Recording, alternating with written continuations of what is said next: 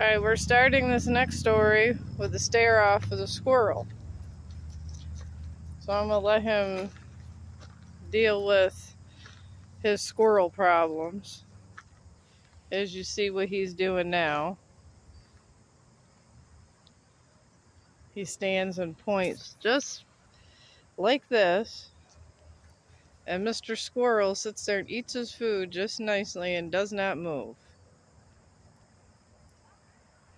We'll see how this stare off goes.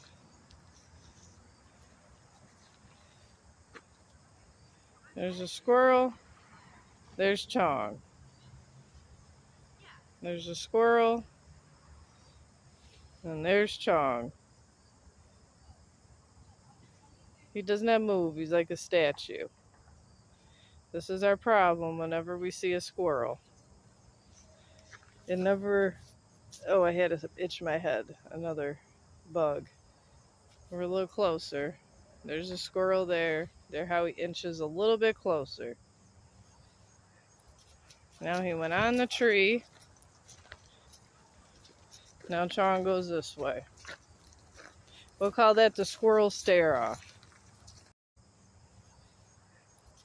Now he went on the tree.